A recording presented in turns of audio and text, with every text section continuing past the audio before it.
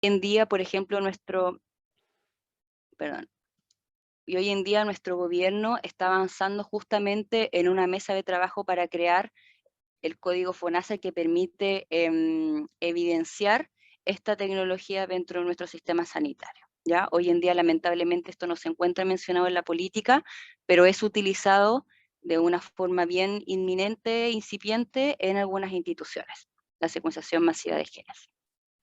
Siguiente, Francisco.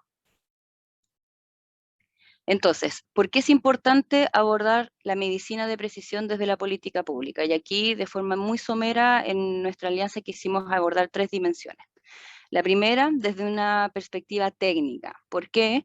Porque este uso de técnicas y tecnologías requiere de una capacitación a nivel institucional, a nivel del sistema sanitario, requiere un reconocimiento por parte de los profesionales, es decir, es un cambio de paradigma para el profesional que va a llevar esta técnica a nivel de la institución.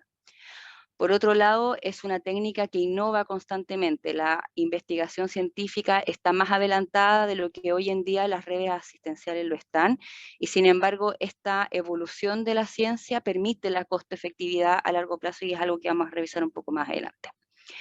Por otro lado, también impacta a todas las áreas de la ciencia, tanto la clínica, pero no solo desde el punto de vista de enfermedades raras, de la oncología, donde es más frecuente escuchar sobre la medicina de precisión, sino que también ya va avanzando a terapias tan comunes, por ejemplo, como los AINES, como el paracetamol, como el clopidogrel, que es un antiagregante plaquetario. Y por otro lado, en la medicina de precisión, como bien dice su nombre, es necesario precisar en el paciente.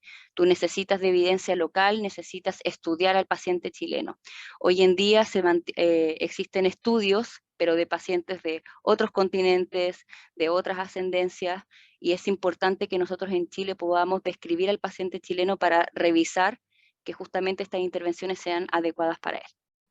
Desde el punto de vista presupuestario es bien interesante porque a pesar de ser técnicas que en una primera instancia requieren de una gran inversión en la red sanitaria, hay una diversidad de estudios económicos que han mostrado cómo la integración y la cobertura de estas prestaciones te pueden generar una costo-eficiencia a largo plazo.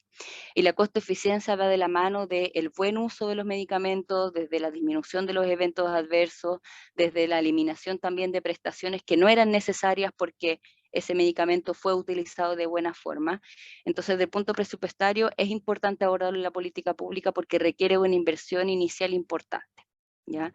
Finalmente, y por supuesto no menos importante, es el paciente, porque al entrever mejor la caracterización de ellos, las prestaciones a las cuales ellos van a acceder van a ser más adecuadas, ¿ya? Hoy en día hablamos mucho de la calidad de paciente, pero poco hacemos al respecto, y la medicina de precisión viene a ayudar a que estas intervenciones sean adecuadas para el tipo de paciente correcto. Esto de forma muy somera, espero que les haya quedado un poco más claro lo que corresponde a la medicina de precisión y dejo abierto entonces para que podamos discutir respecto a este concepto tan interesante. Bueno, primero que nada agradecer la presentación muy clara, que es el interés que desde la sociedad civil con Francisco tenemos, que es cómo llevamos todos estos conceptos a la gente, para que la gente pida sus derechos, cómo le explicamos qué es la oncogenómica. No es menor el tema, considerando que debo educar a las APS de qué es el tema y debo educar a los pacientes para que el paciente sepa que tiene derecho y que debe pedirlo, que es lo que como sociedad civil tenemos que abordar, tenemos que impactar. O sea, más allá de conversar y la oncofarmacogenética, debemos educar a las personas y a los APS. Tienen que saber que hay nuevas tecnologías y que estas son asequibles. No sé qué opinan ustedes. Sí, voy a tratar de hacer un breve comentario antes de que esto se vuelva a caer. Les reitero mis disculpas nuevamente y agradezco a Claudia por la ayuda. Eh, yo creo que en general en otros países donde esto ha tenido un desarrollo un poco más profundo, ha sido siempre de la mano de el ahorro que generan los recursos. Por ejemplo, en Chile se han hecho algunos análisis, algunos intentos pioneros, pero siempre en el mundo privado. Hay 2 centros de salud donde se realizan paneles genéticos de mutaciones en Chile, que son para definir qué antidepresivo probablemente sea más adecuado para un paciente, que es la Clínica Las Condes y la Clínica Alemana. Y en promedio, en Chile, un profesional de salud llega al antidepresivo adecuado, en promedio, a la 3ª ronda de uso. Entonces, en promedio, y cada antidepresivo requiere 2 a 3 meses para alcanzar las concentraciones necesarias para tener efectividad farmacológica. Entonces, más o menos cerca de un año que un paciente puede pasar rebotando entre un tratamiento farmacológico en otro. Y eso es mucho gasto en medicamentos, muchas consultas, tiempos de licencia, etc. Entonces, en algunos componentes del sistema privado de salud, digamos, se está intentando incorporar un poquito esto del análisis de precisión, de entregarle al profesional herramientas que le permitan no dar bastonazos de ciego y ir orientado, al menos de no saber cuál funcionará, pero al menos cuál de seguro no va a funcionar. Eso es un poquito lo que se realiza en esa terapia. Básicamente eso existe hoy en día prácticamente para cualquier enfermedad, con los avances tecnológicos que hay, no solo el cáncer, sino también para una gran variedad de enfermedades. Existen herramientas farmacogenéticas y de otras naturalezas también que permiten tener un diagnóstico mucho más certero. Y el objetivo de nosotros en general es que esto se masifique.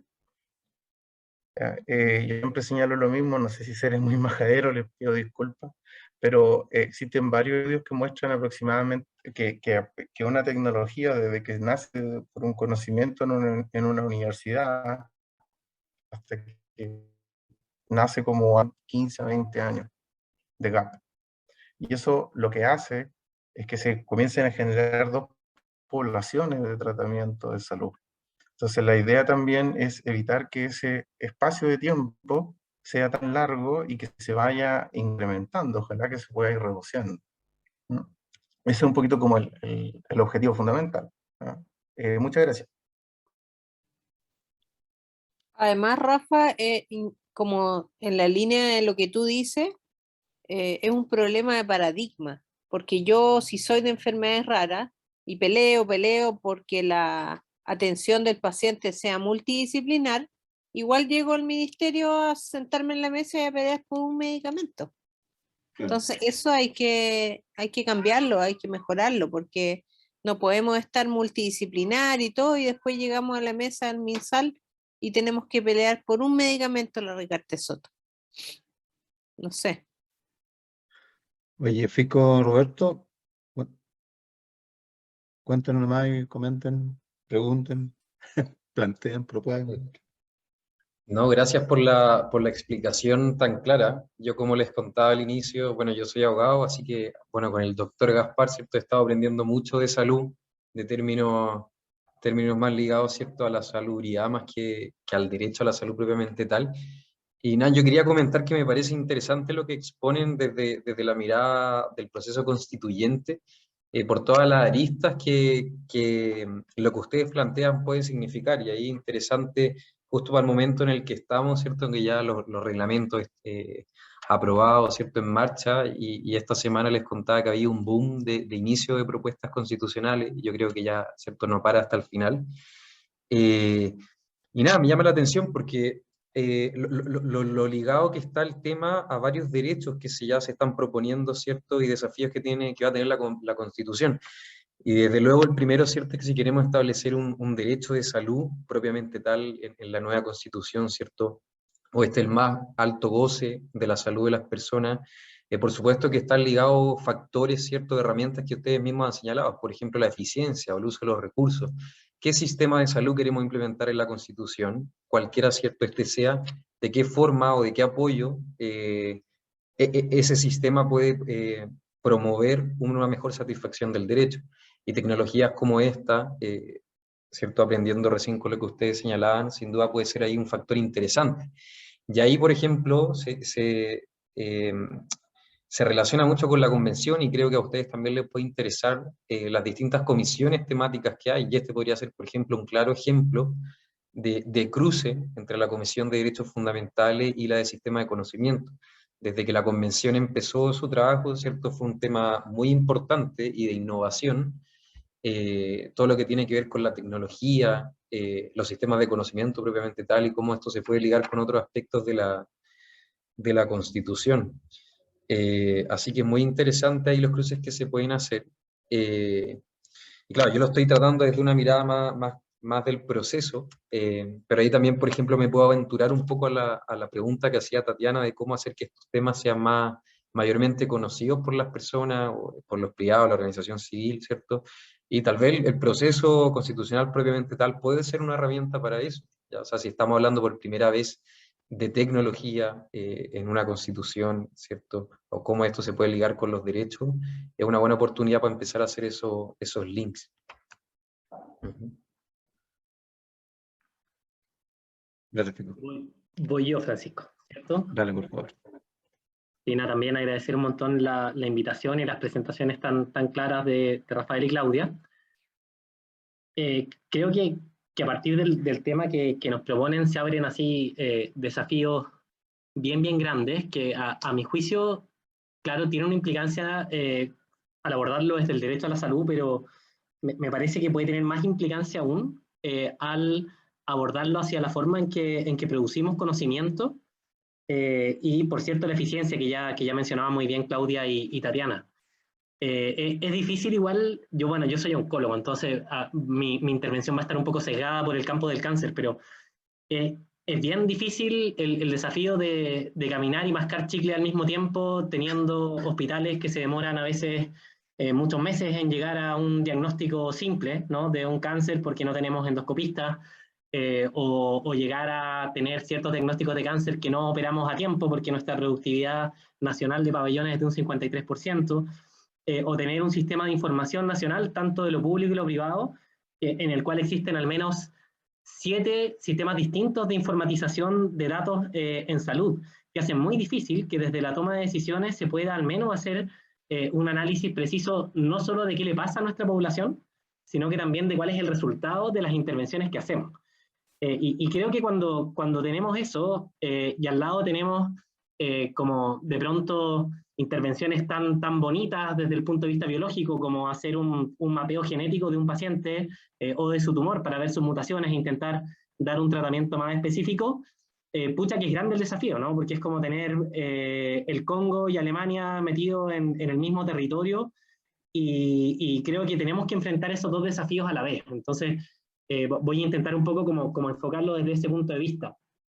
Creo que uno de los conflictos y de los grandes desafíos que tiene la medicina de precisión, y estoy seguro que con personas tan brillantes como ustedes va a poder soslayarlo de manera correcta, es el riesgo de caer en ser una suerte como de herramienta que vaya solo a la industria, ¿no? Y que pueda generar un conflicto desde la oferta. Sabemos que en general en salud tenemos el gran conflicto, los sistemas privatizados de salud, como está muy estudiado, tienden a determinar sus precios principalmente desde la oferta, y si tenemos ciertos medicamentos que para darlos o no darlos pasan por el estudio de un kit molecular que hace la misma industria que vende el medicamento, se generan obviamente como conflictos que los estados están obligados a revisar y a intentar mediar en beneficio de la población, porque esos costos en general los pagan de una forma u otra, o los contribuyentes de un seguro, o sea esto mediante sus cotizaciones, mediante los impuestos generales.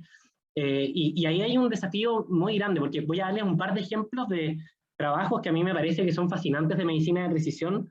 Uno de ellos es un gran estudio retrospectivo chino, en que un investigador que es, bueno, el apellido no es muy decidor porque es Li, pero fue publicado en el New England Journal of Medicine en el 2013, si no me equivoco, y él veía que los pacientes que se trataban por un cáncer de colon, después de operarse y hacer quimioterapia, aquellos que tenían mutaciones de uno de los genes que explica parte del proceso proliferativo de estos tumores, que es PIK3, aquellos pacientes que ocupaban aspirina, teniendo esa mutación, son casi el 30% de los pacientes con cáncer de colon, disminuía su riesgo de recurrencia en un 40%.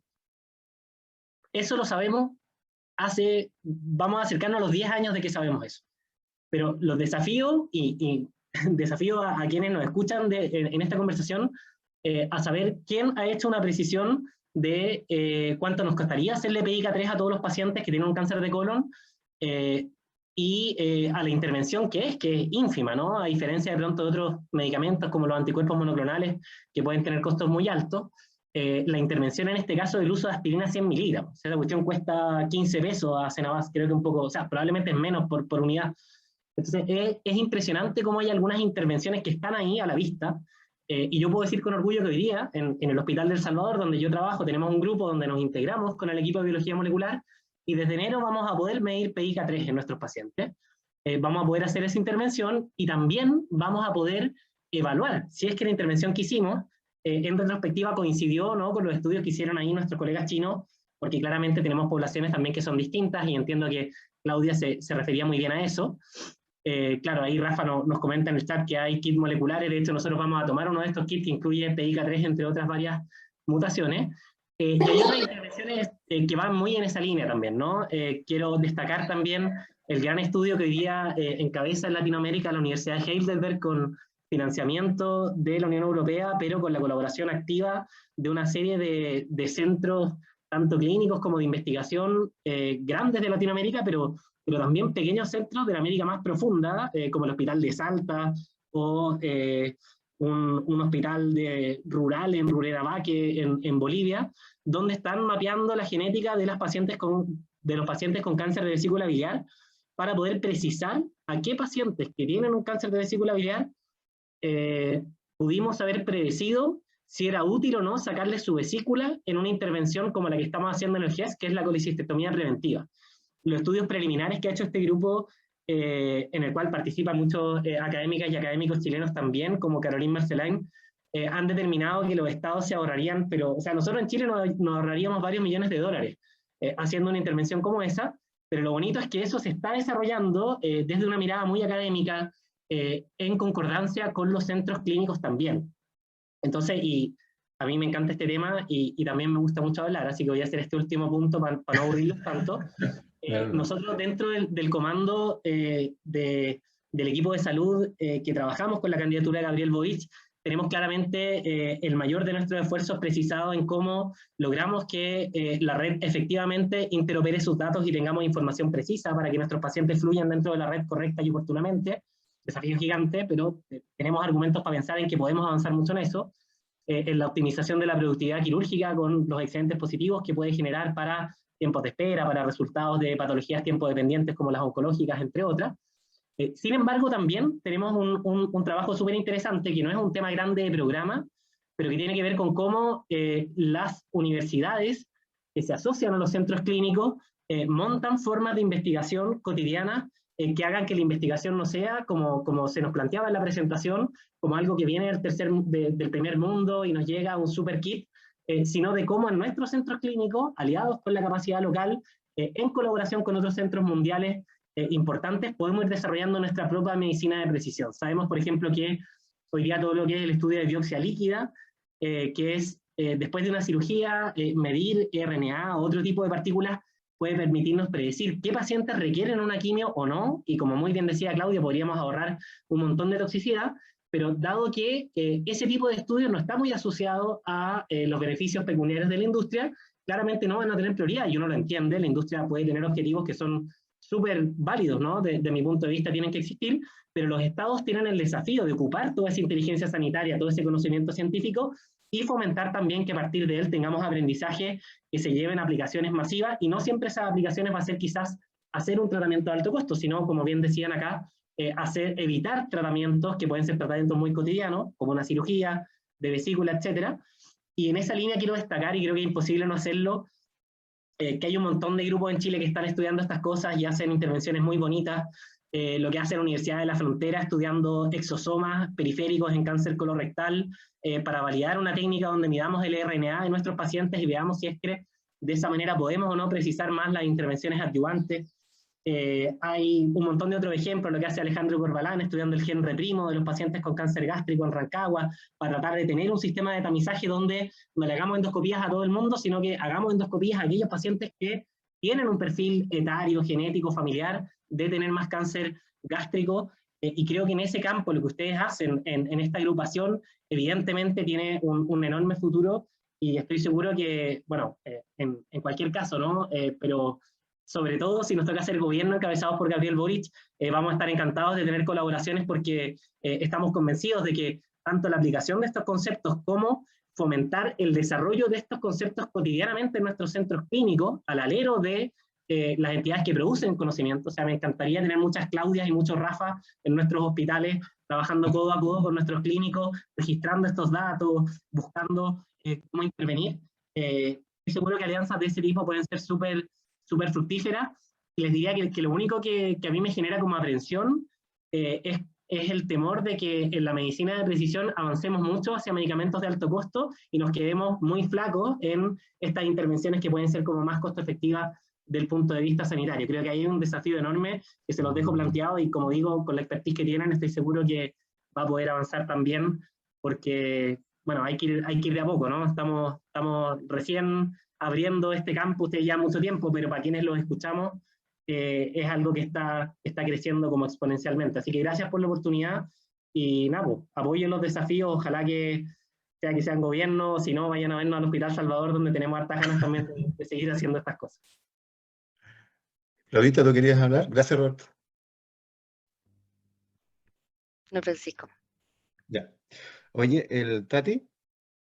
Sí, solo seguir la línea de lo que mencionaba, que es importante para el paciente no solo entender lo que es, sino ver cómo acceder, cómo funciona el sistema con respecto a las nuevas terapias. Todos esos puntos son importantes para nosotros, para la medicina, y que no solo esté la industria y la academia en este tema, sino que estemos nosotros levantando las banderas de nuestras necesidades reales. Pues, En eso, claro, Roberto, de lo que tú planteas, como lo que estaban haciendo en El Salvador, entre otros lados, y a propósito de la aspirina, claro, efectivamente va un poco para allá. En este grupo de la alianza está la industria farmacéutica, obviamente, hay 3 compañías aquí que en la línea de trabajo, inevitablemente, siempre tienen que estar, porque están investigando, están desarrollando, qué sé yo, tú sabes que hay drogas de alto costo que tienen coberturas en DAC y están ahí por algo, pero también es cierto que puede haber una aspirina que solucione el problema. Entonces, esa visión abierta, amplia, es la que nosotros queremos sostener en la alianza desde la perspectiva de que esta alianza siempre va a tener en la presidencia o de alguna manera en la impronta la sociedad civil, como mi fundación o la de la Tati, que le va a tocar seguramente ser ahora presidente de la alianza este próximo periodo, aunque ella no lo sabe, pero le va a tocar. Y claro, el trabajo colaborativo es lo más importante. Yo creo que, no sé si Rafa quería comentar algo, ¿no había escrito algo más? ¿No? No, solamente también dar las gracias y señalar que a mí también me parece esencial la participación de las organizaciones civiles, es decir, no solo que sea una alianza entre la industria y la academia, que es algo que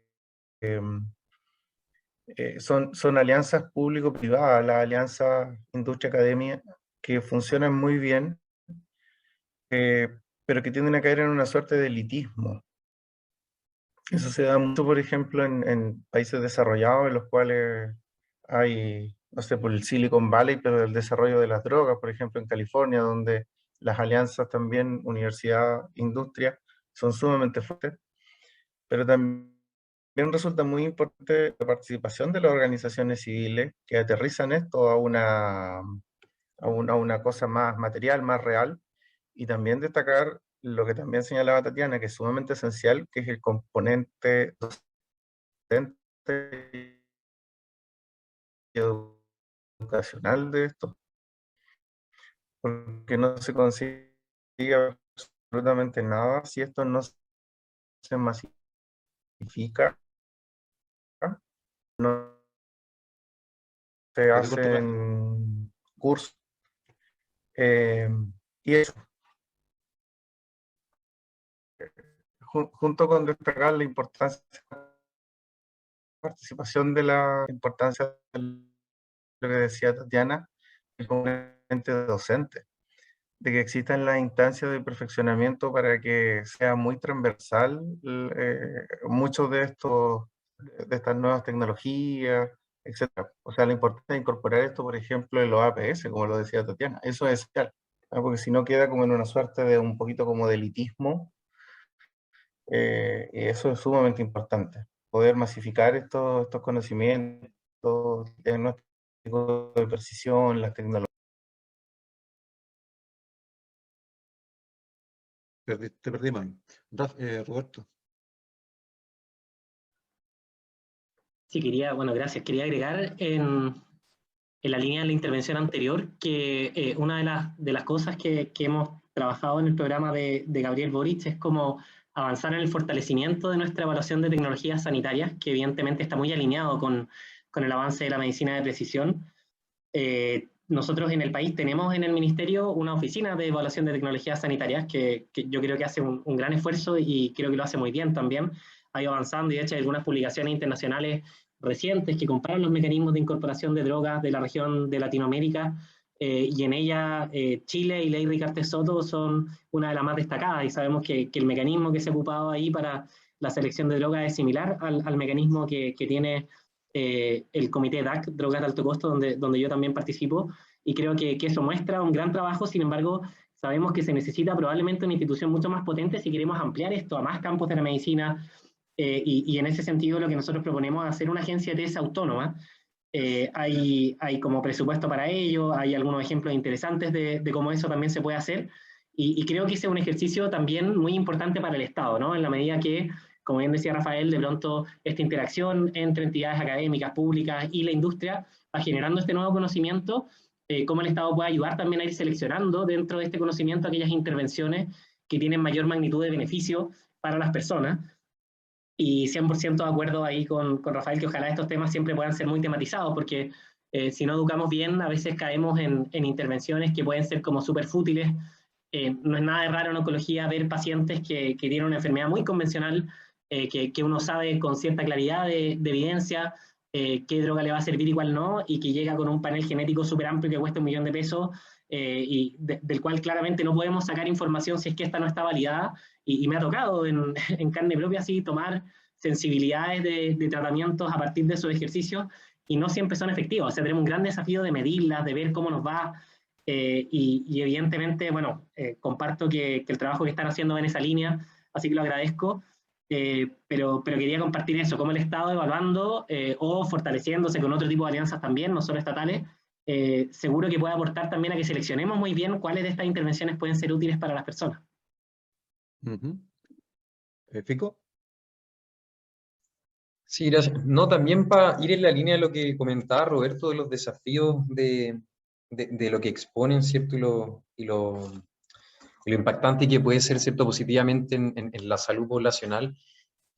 Bueno, uno de los elementos y que pasa en muchas materias de la discusión constitucional que se está dando, que son a veces ciertas colisiones de derechos, o más que colisiones propiamente tal, ¿cierto? Ver cómo pueden conversar ciertas cosas. Y ahí, por ejemplo, les puedo adelantar no sé, por el derecho a atención de los pacientes, que si bien ahora está regulado por ley, puede que se innove constitucionalmente, y ahí también cae un campo que también de bastante innovación, que es todo esto de la protección de datos, ¿cierto? Los derechos de la neurociencia que se está hablando, de los derechos digitales, y yo creo que ahí también hay un desafío de ver cómo estas cosas pueden conversar, en sentido, ¿cierto? Que hay muchas personas, ¿cierto? Que son bien reacias a esto, a que conozcan tu información genética o qué sé yo, ahí ustedes tal vez conocen mejor los términos científicos que yo, pero también puedo adelantar que una de las discusiones que se va a dar, y ahí son nuevos grupos de derechos, ¿cierto? Que hasta ahora no, a lo más se han regulado por ley de manera súper discreta, entonces yo creo que también hay un campo grande de innovación que va a ser un desafío de cómo hacerlo conversar con estos temas, porque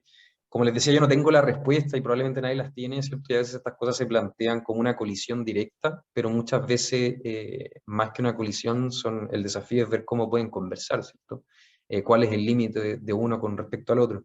Y ahí también me quería sumar a lo que decía Roberto respecto al rol del Estado, y ahí retraer la idea de esta comisión de sistemas de conocimiento, ahí por el desafío que hay, ¿cierto?, de ver cuáles van a ser los criterios, por ejemplo, del Estado para priorizar qué proyectos de tecnología o de innovación científica se van a priorizar frente a otros, por ejemplo, en relación a la entrega de recursos, no sé, pues prestar ciertas ayudas estatales que puedan servir para determinadas investigaciones, etcétera. Y ahí yo creo que podría ser, por ejemplo, la innovación que la Constitución fijara ciertos criterios, ¿cierto? De qué priorizar sobre otras cosas en materia de investigación. Y lo último que, respecto a este punto, que es lo que decía Rafael, de la participación, ¿cierto?, de la ciudadanía, aparte de la academia y aparte, ¿cierto?, del desarrollo que pueda hacer el sector privado. Me llama la atención que muchas de las propuestas, o yo diría la mayoría de las propuestas de salud que me ha tocado leer para la Constitución, ponen el eje central del sistema de salud de la atención primaria, poniendo un gran énfasis, ¿cierto?, en la participación que tiene que haber en esa instancia propiamente tal. Y ese punto ahí también puede ser muy relevante, y creo que hay una coincidencia bastante transversal de establecer eso constitucionalmente como la instancia, ¿cierto?, primordial del sistema de salud al que hay que darle protección, etcétera, y con una instancia de participación, que es un principio, ¿cierto?, que probablemente va a estar en los principios iniciales de la Constitución, y que son transversales a muchos puntos, de cómo la sociedad civil puede hacerse parte no solo de la toma de decisiones, sino que también del seguimiento e implementación de las políticas públicas, como podría ser en un centro de atención primaria. Así que ahí creo que hay un punto que hay bastante acuerdo, y que bacán que lo hayan planteado. Oye, una pregunta para ambos, Roberto y Fico, a propósito de que estamos en una línea paralela, ¿cierto? Estamos llegando a un nuevo periodo de gobierno, ¿verdad? Que pronto lo vamos a ver, vamos a ver la luz, seguramente después del 19 de diciembre, pero también el tema de la Constitución. Entonces, ¿cómo se enfrentaría eso, Roberto, desde un posible gobierno de Boric, desde el principio de la salud, a propósito de lo que está haciendo a nivel de Constitución?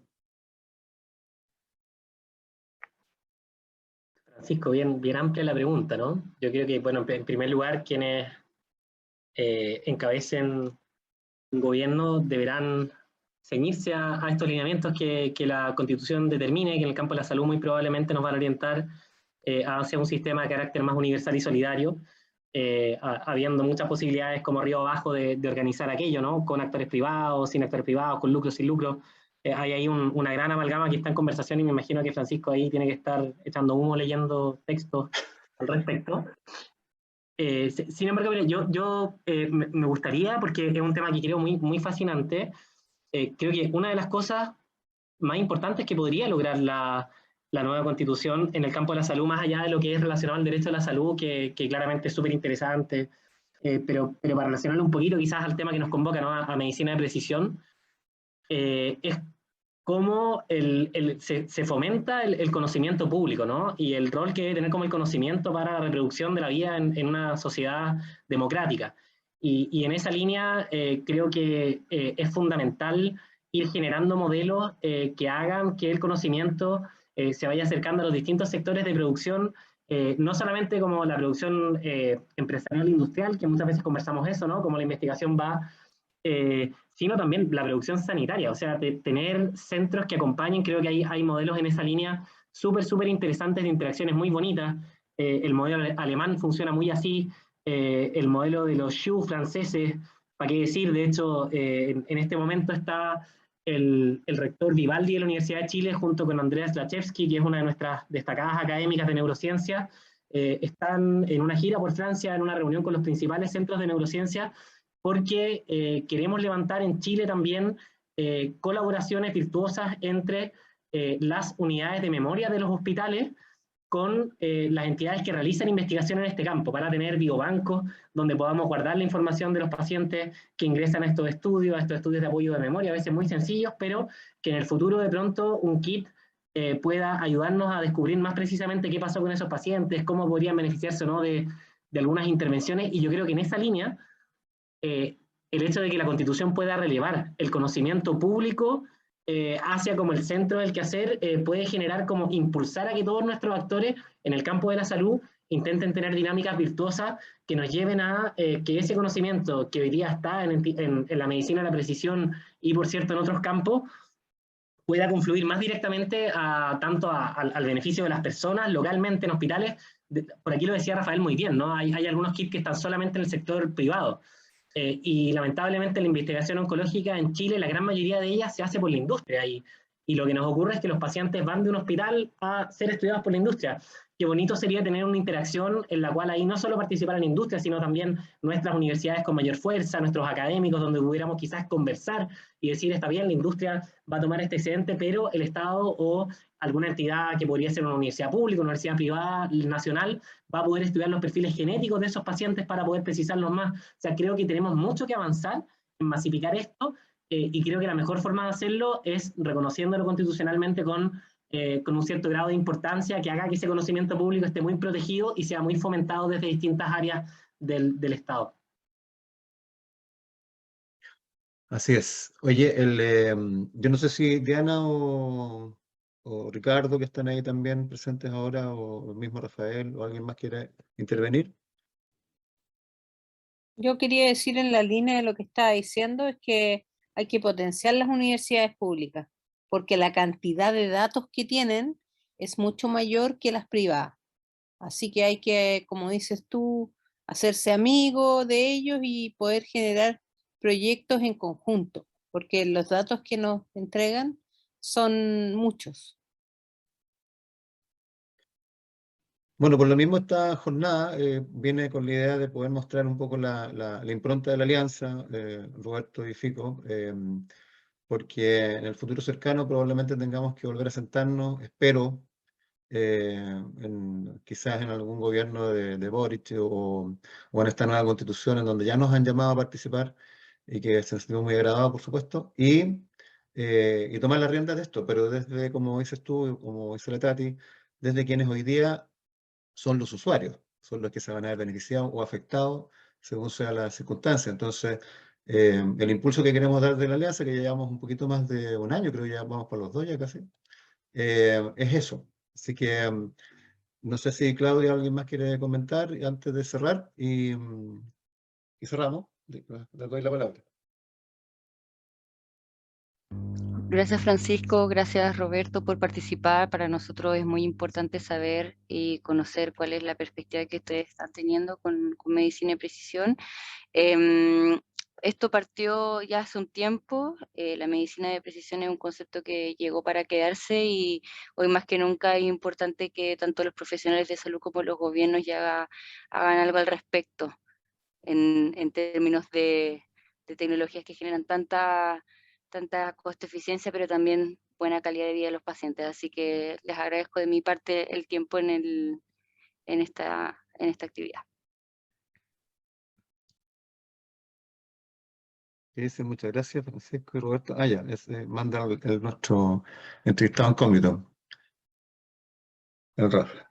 Oye, bueno, desde ya muchas gracias nuevamente. Esperamos volver a encontrarnos pronto y que esto se tome también desde la línea de la atención primaria en salud. Ojalá podamos incluso hacer educación, Roberto, Frico, en algún momento poder entregar eso también de alguna manera transversal a quienes hoy día son nuestros médicos de primera línea que van a tener que en algún momento conocerlo igual y manejarlo igual por beneficio de los pacientes. Eso sería, muchas gracias, Roberto. Te dejo la palabra que querías hablar. Oye, No, gracias a ustedes por la oportunidad. Muchas gracias por la pega que hacen y nada, pues suerte con los desafíos. Muchos saludos a Francisco, a Gaspar, a la Javiera. Tremendo equipo que tienen. Síganlo haciendo bien. Tenemos mucha fe en ustedes. Eso. Lo Tenemos mismo digo, muchas gracias por la invitación y vamos a estar atentos ahí a cualquier iniciativa o propuesta que quieran también mandar a la convención. Nosotros más que disponibles. Gracias. listo, muchas gracias. Nos vemos. Te pasaron. Un abrazo para todas y todos. La semana para Chao, todos. gracias. Chao. Chao.